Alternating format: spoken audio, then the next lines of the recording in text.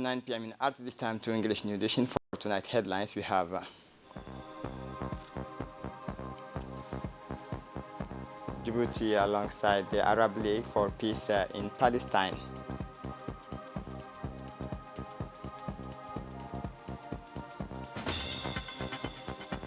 For the international scene, Antonio Gutteres calls for humanitarian access to Gaza. Welcome to our newsroom. Djibouti's head of diplomacy, Mahmoud Ali Yusuf, took part in the emergency meeting of the Arab League Foreign Ministers on Palestine, which took place today, 11 October 2023, in Cairo. The meeting was organized at the request of Palestine and led by Morocco, the current chairman of the Arab League Council at ministerial level.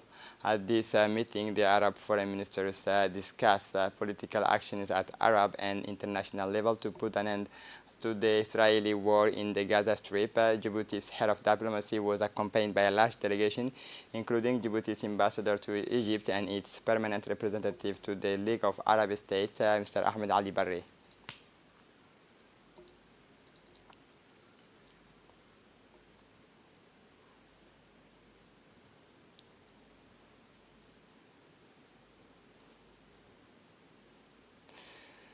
UN Secretary General Antonio Guterres expressed concern on Wednesday about the crossfire along the blue line, the border between Israel and Lebanon, and called on all parties and those with influence over them to contain a spillover of hostility. In a brief statement to the media, Guterres said he was in permanent contact with the regional leaders in the Middle East following the new war between Israel and Hamas, with several priorities. The first of which, he said, was to avoid a spillover of the conflict. We must avoid a spillover of the conflict. I am concerned by the recent exchanges of fire along the blue line and by attacks reported in southern Lebanon. I call on all parties and those who have influence on these parties to avoid further escalations and contagion, said the UN chief. The UN said that more than 220,000 Palestinian refugees were currently living in the 92 UNRWA facilities in the Gaza Strip, and that UN staff were working around the clock to help Gazans. He also regretted that several UN employees have already paid the prices. The organization is estimated that 11 UNRWA employees have been killed in the last 4 days by Israeli bombardment. The Israeli army targets Hamas center in Gaza, and Hamas responded by firing rockets at Tel Aviv. On the 6 days of the war, bombardment continues on the Palestinian enclave.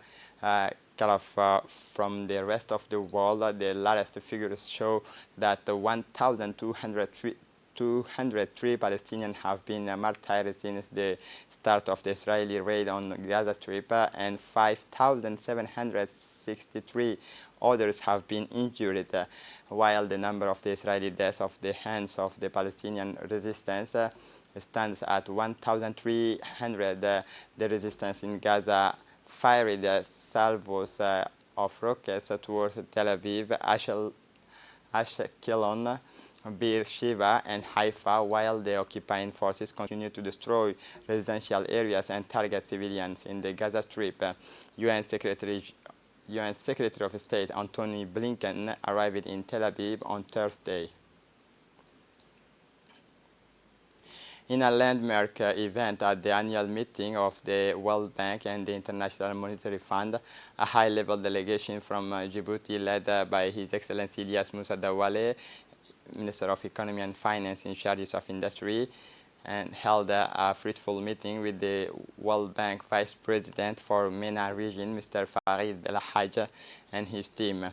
The meeting, which was a part of a drive to strengthen bilateral relations, provided an opportunity to discuss issues that are vital for the future of Djibouti and its people. At the heart of the discussions was the need to develop large-scale innovative projects backed by more substantial funding.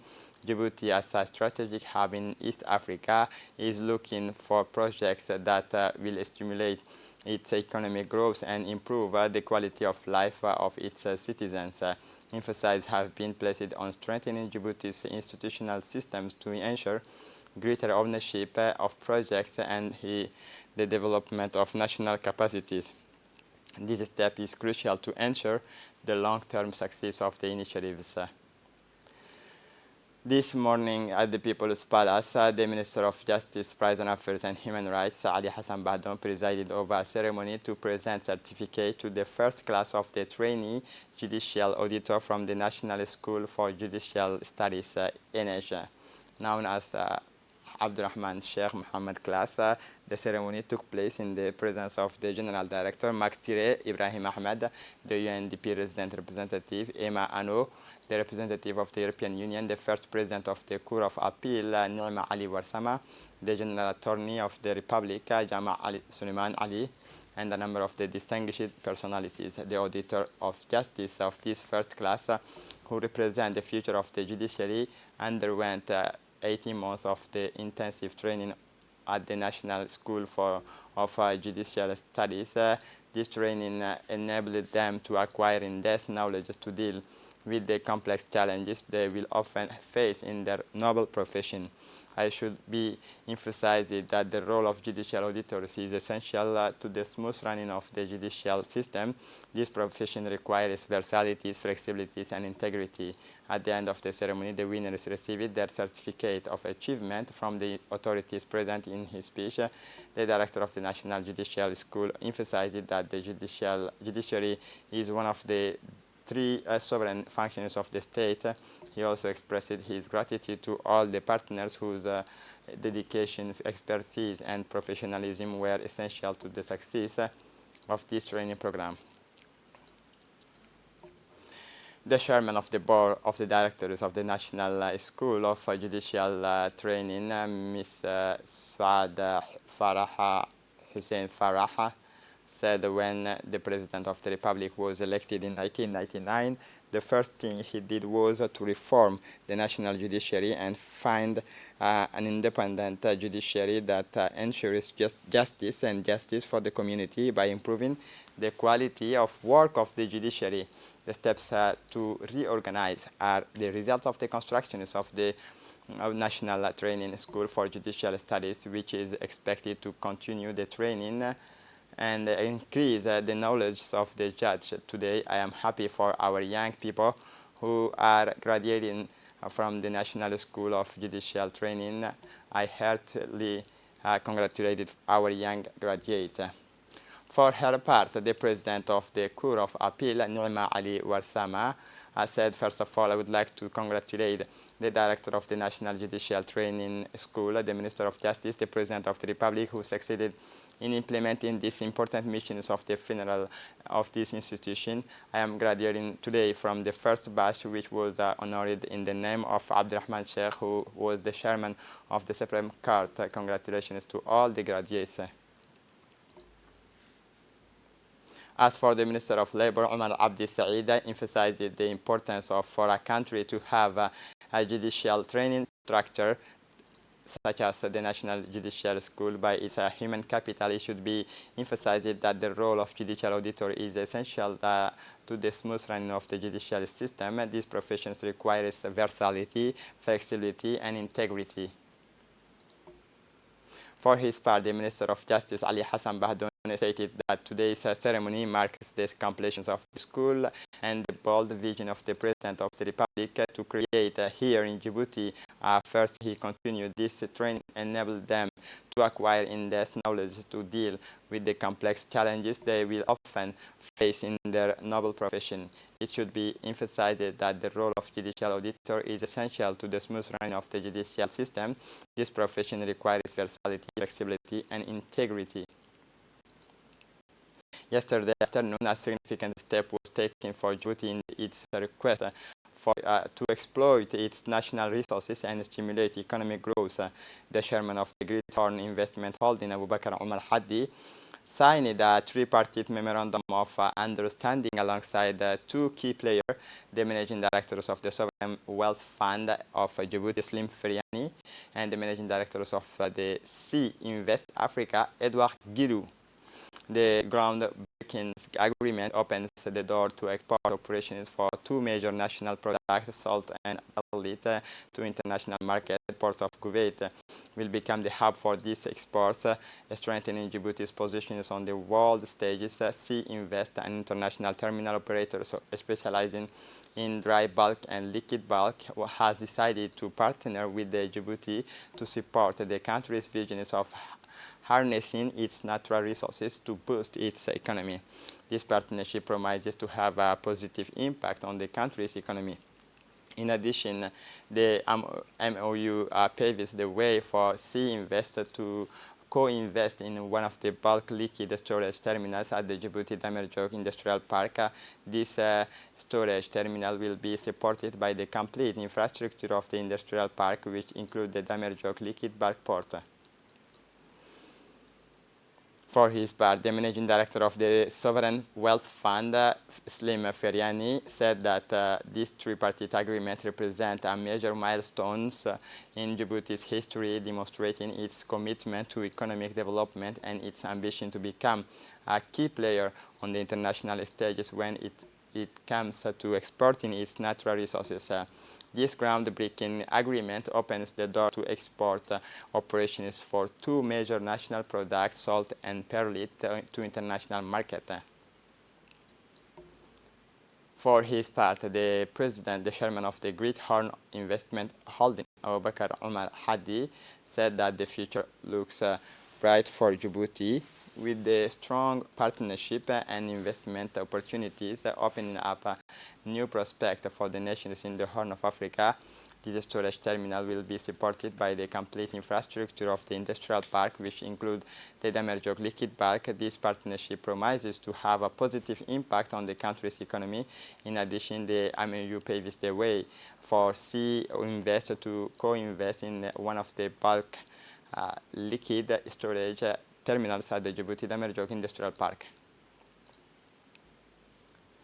The Ministry of Health, in collaboration with the GX Foundation, has launched the second cataract ophthalmology caravan in the Republic of Djibouti. The launch ceremony was held at the Peltier General Hospital and presided over by the Director General of the University Hospital of Djibouti, Dr. Omar Ismail Ahmoud. Through this caravan, the Ministry of Health and the GX Foundation have set themselves with the goal of consulting, operating, and treating hundreds of people affected by cataracts in our countries, free of charge. As a reminder, in February 2023, Prime Minister Abdul Qadir Kamil Mohammed presided over the ceremony, renewing the Memorandum of Understanding between the Ministry of Health and the GX Foundation, the aim of which was to set up a mobile medical caravan to operate and treat all cataract sufferers in our country. The GX Foundation and the Ministry of Health have already operated on more than 500 people last February and have set themselves the goal of operating on more than 1,000 people affected by cataracts in the Republic of Djibouti through this second caravan. The operations will take place over a period of 6 weeks at the Peltier General Hospital. As part of the immersion course in the classes, preparatory class of the Grande École from the School of Excellence arrived in France on 7 October 2023. The students, supervised by officials from the Ministry of National Education and Vocational Training, began their immersions, their internship, which are due to last from 7 to 14 October 2023 at the preparatory schools in Paris, Poitiers, and Nancy. This one-week course will take place alongside their French fellow students in the second-year students from the preparatory school at the three prestigious French lycées Louis Le Grand in Paris, and lycée Camille Guérin in Poitiers, and lycée Henri Poincaré in Nancy. This is a first in France for students from Djibouti who will have the opportunity to follow a course at the lycée Louis Le Grand in Paris, have the opportunity to attend classes and immerse themselves in the academic environment of these prestigious French schools. The Djibouti students will attend classes in accordance with the timetables of their second year class during this immersion course as follows: in Paris at the lycée Louis Le Grand, mathématiques, physics, and informatics in Poitiers at the lycée Camille Guérin, mathematics and physics in Nancy at the lycée Henri Poincaré, literature. These talented young people will benefit from a fruitful and enriching experience in the schools. The launch of a drinking water access and climate change resilience project in TWO on Tuesday, 10 October 2023, in the conference rooms of the Dakhel Regional Council.